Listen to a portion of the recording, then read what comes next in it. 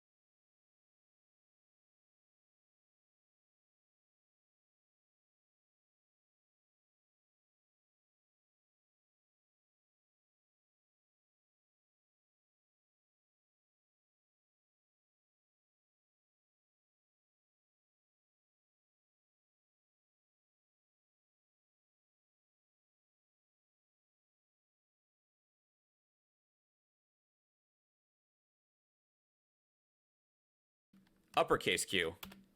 Well, we can't actually quit. After accepting our user input, if food dot lower method, this will take our input, make it lowercase, just for a comparison. Let's try that again. Pizza, hamburger. I'll type capital Q to quit, and that is valid. Follow food with the lower method to temporarily make the user input lowercase, just in case they type in capital Q. If the user doesn't want to quit, let's add an else statement. Else, let's take our foods, use the append method, then add whatever food the user typed in. We'll also need a price. Let's ask a user for the price. Price equals input, enter the price of, let's use an F string, a, whatever food the user types in. Pick a unit of currency. I'll pick dollars. We are working with numbers. We should type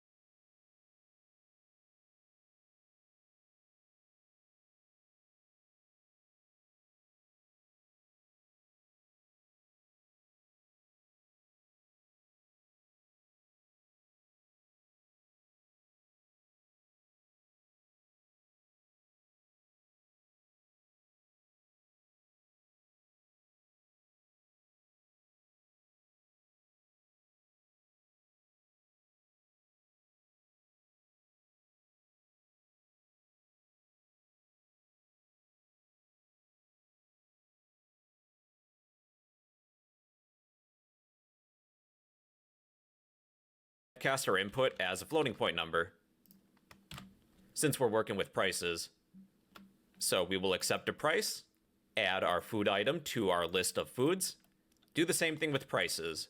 Prices.append whatever the price was. And that is the while loop. Let's test this program again to be sure that everything's working. Pizza. Pizza will be $5.99. Enter a food to buy. Hamburger. Hamburgers will be $3.50. Hot dog. Hot dogs will be $1.75. I would like to quit. I will type either capital Q or lowercase q. Both will work. And we have escaped the while loop. So the while loop is now complete. Outside of the while loop, let's display our shopping cart. Let's print some decorative text. Maybe 5 dashes. Your cart. Then another 5 dashes. I will then iterate over all of the elements found within my foods list. For every food in my list of foods, let's print each food item. Let's take a look so far. Again, we have a pizza. The price was $5.99. Hamburger.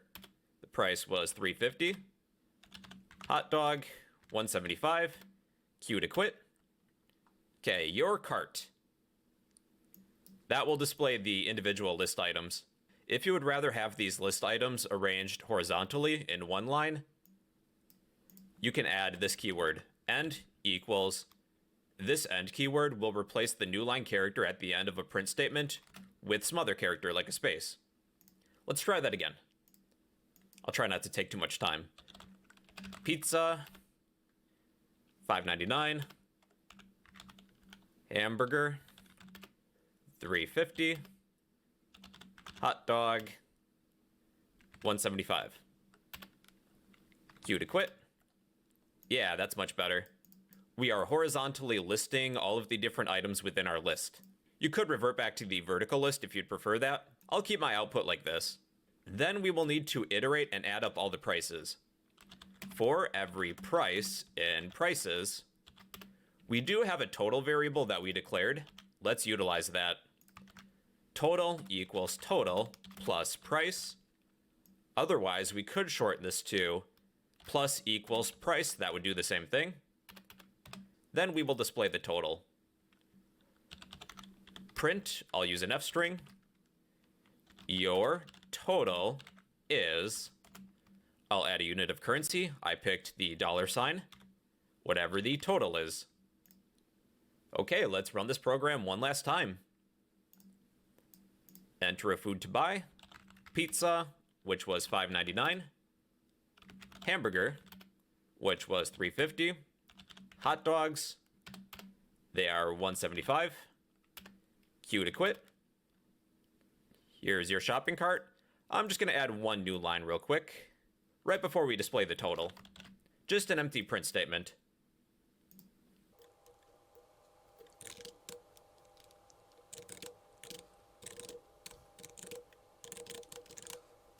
Here are the results.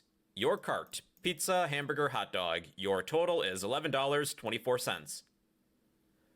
All right, everybody. Well, that is a shopping cart program. I thought this would be a fun exercise to follow the previous lesson on lists, sets, and tuples. And well, yeah, that is a shopping cart program in Python. Hey, what's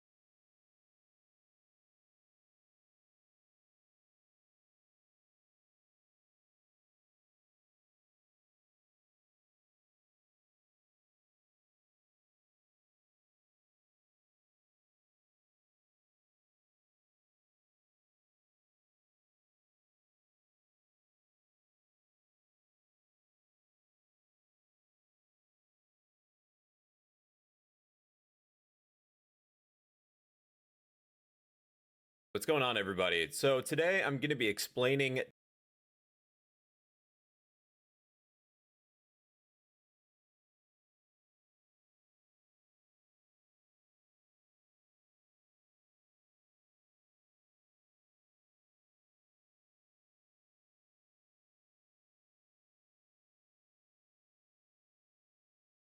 two-D lists. 2D meaning two-dimensional. You do also have the capability of creating 2D tuples. I thought today we would use 2D lists just because they're pretty flexible. A two-dimensional list is just a list made up of lists. It's really useful if you ever need a grid or matrix of data, kind of like an Excel spreadsheet. Let's create 3 lists. A list of fruit, vegetables, and meat. I'm going to speed up this video. Feel free to pause if you need to catch up.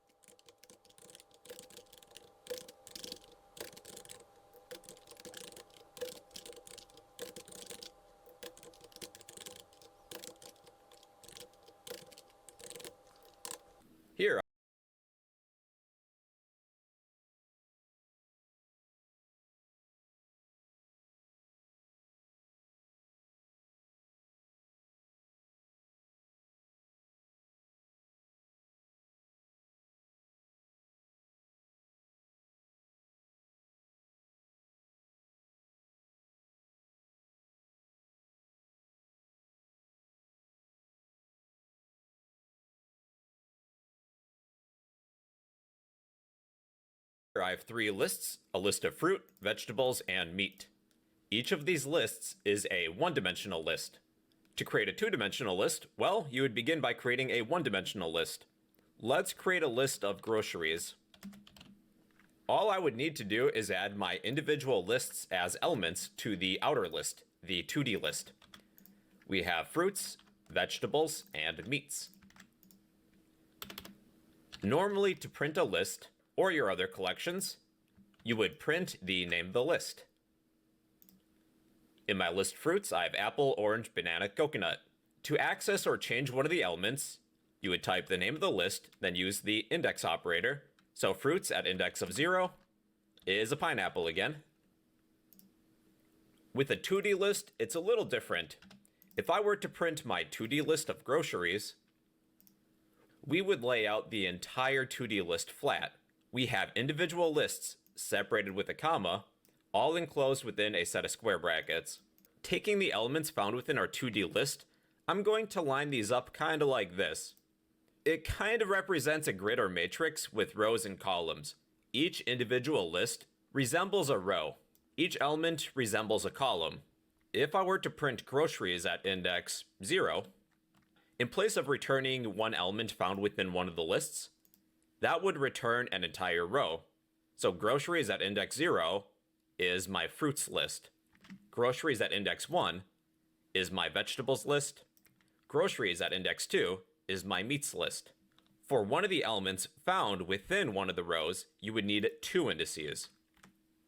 If I need the apple from the first row within my 2D list of groceries, that would be row 0, column 0. It's kind of like coordinates. Row 0, column 0, that would be my apple. 0, 1, which is an orange. 0, 2 is banana. 0, 3 is coconut. For the next row, I would set the first index to be 1. Row 1, column 0, that would be celery. I'm going to speed run this real quick just to show you all the different elements. 1, 1 is carrots. 1, 2 is potatoes. If we try to access 1, 3, that index is out of range because we only have 3 elements within this row. So then the next row would have an index of 2. Column 0 would be chicken. 2, 1 is fish. 2, 2 is turkey. 2, 3 is out of bounds. To access an element from a 2D list, you would need 2 indices in place of 1. Because using just 1 would return the entire row, like so. Now, when you declare a 2D list, you don't need to necessarily give each inner list a name. We could do something like this. I'm going to replace these names with the rows. I'm just going to put these on a new line to make it more readable.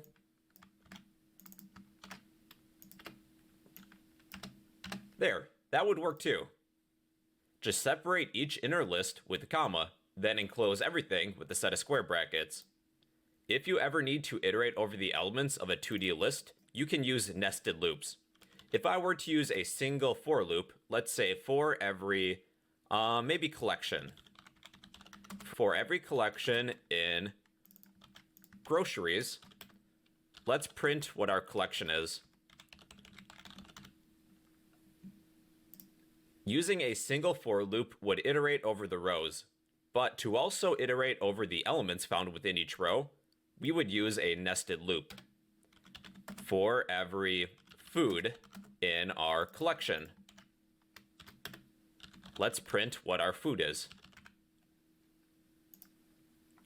Using nested loops, we can iterate over all of the elements found within our 2D list. But I'm going to make this more organized, like that grid structure we have. I'm going to replace the new line character at the end of a print statement with a space. Then, when we exit the nested loop, I will print a new line by using just an empty print statement. There, that kind of resembles our grid structure. We have rows, and we have columns. With two-dimensional collections, you're not limited to just lists. You could create a list of tuples, so the inner rows will be surrounded with a set of parentheses. You know, this is also valid too. Or you could make a 2D tuple. It's a tuple that's made up of tuples. You could make a tuple made up of sets. Sets are enclosed with a set of curly braces. Here we have a tuple made of sets. Use whatever is best for your own programs. Let's go over an exercise. Let's create a two-dimensional keypad that you would normally find on a phone.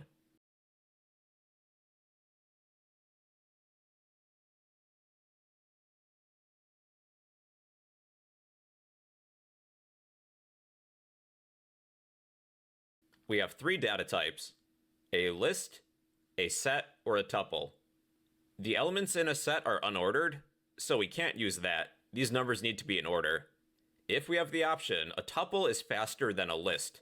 A tuple is ordered and unchangeable, so we should use it if we can. And that's perfectly fine. Let's create a 2D tuple this time. I will name this 2D tuple numpad.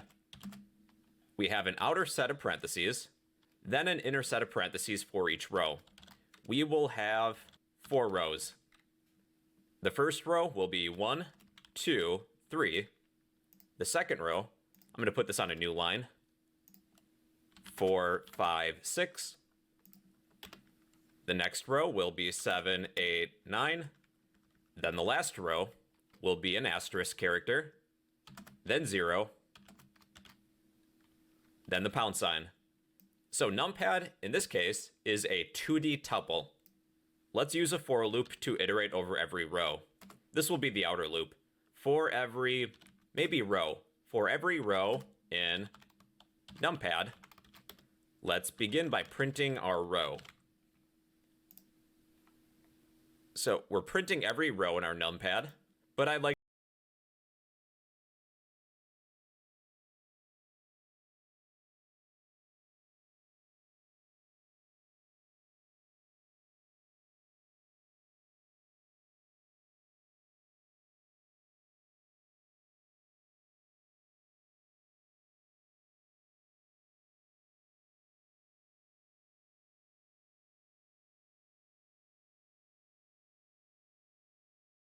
to remove the parentheses.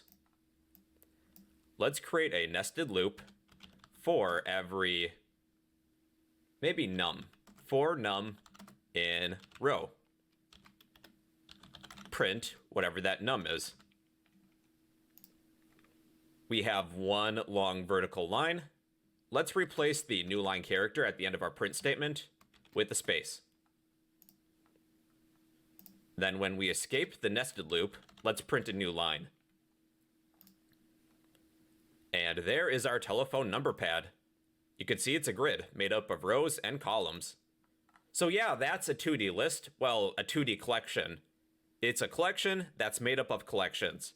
Then with our numpad, we made a 2D tuple. If you ever need a grid or matrix of data, a 2D collection would work perfect. And there you have it, everybody. Those are 2D collections in Python. Hello again, everybody. So today we're going to create a quiz game in Python. Let's declare all of the different collections and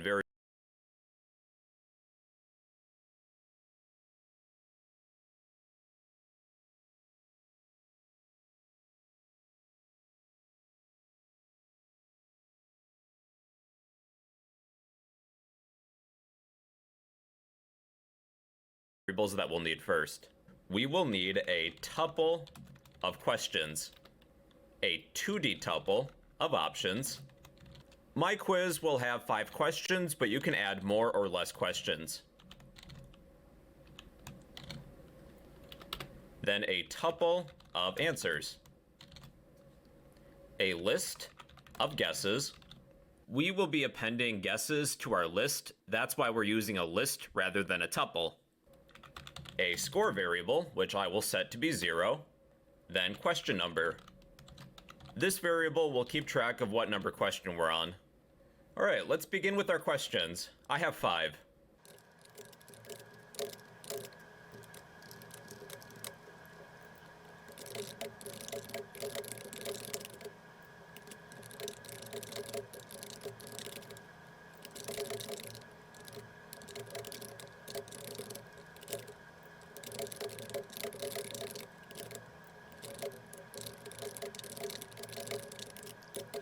Here are my questions. They're all science related.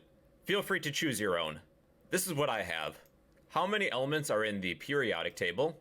Which animal lays the largest eggs? What is the most abundant gas in Earth's atmosphere? How many bones are in the human body? Which planet in the solar system is the hottest? These are the questions, but we'll need options. Let's add 4 options for every question. That's why we're using a 2-dimensional tuple. Each inner tuple will consist of 4 elements.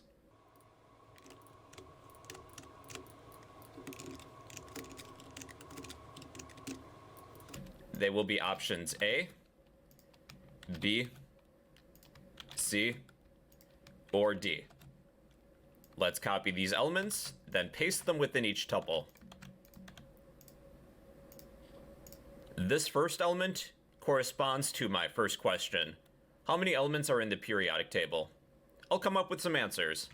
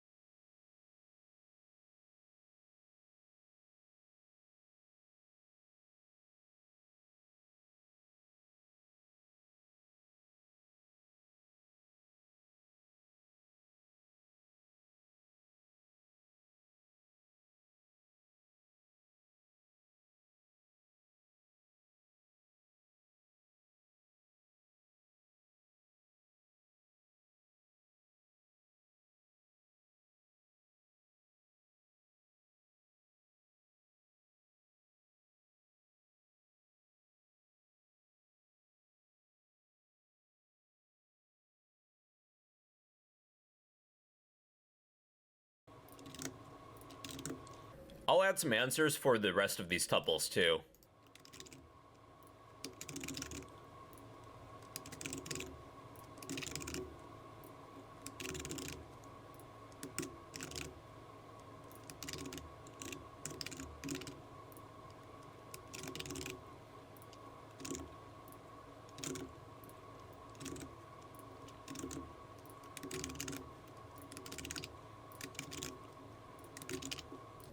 We have a tuple of correct answers. The orders are C, D, A, B.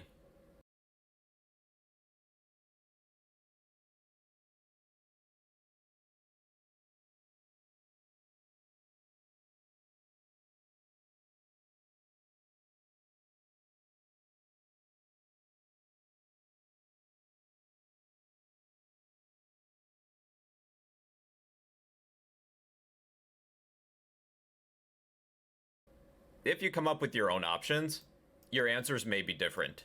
Now that we have all of our different collections and variables taken care of, let's display each question. I will iterate over our tuple of questions. They are iterable. For every question in questions, I'm going to print some decorative text.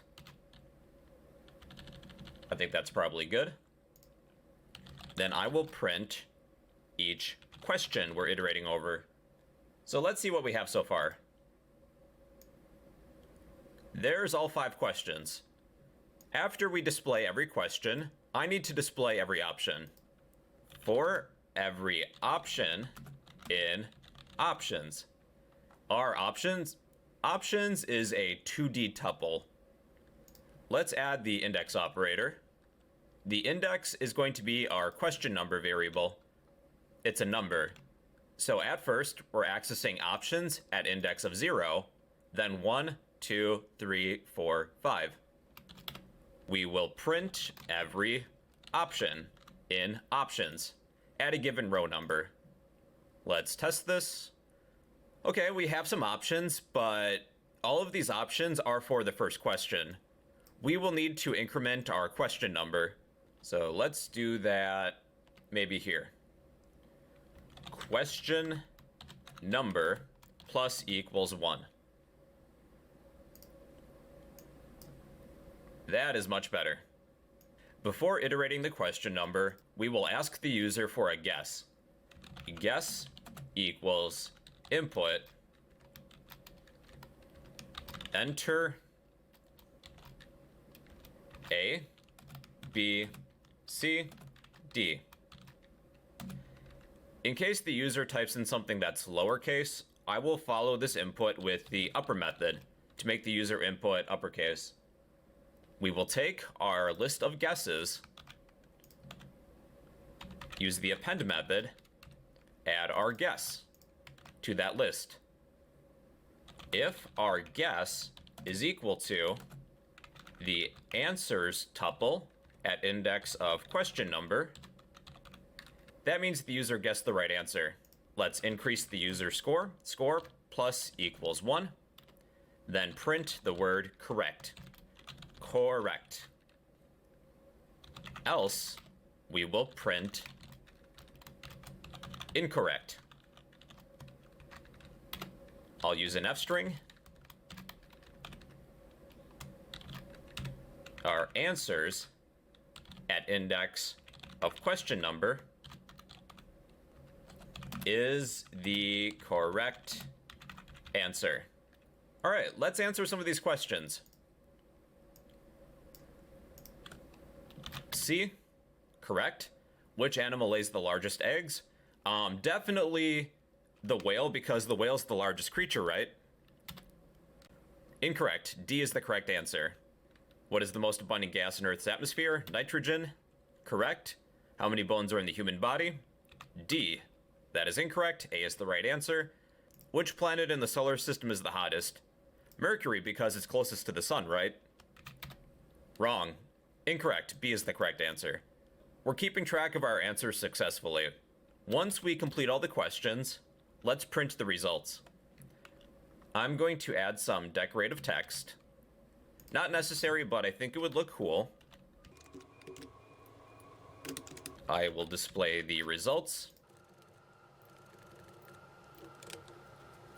We will iterate over all of the answers and the guesses. Print answers. I'm going to set the ending character to be an empty string. For every answer in answers, print each answer. I will set the ending character to be a space to separate each answer. Then I'll add a new print line. Let's do this with guesses. Change answers to guesses. For every guess in guesses, print each guess.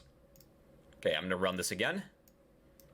I'm just gonna make up some answers. A, B, C, D, A. Here are the correct answers. Here are the guesses. I guessed none of them right. Then we will print a score.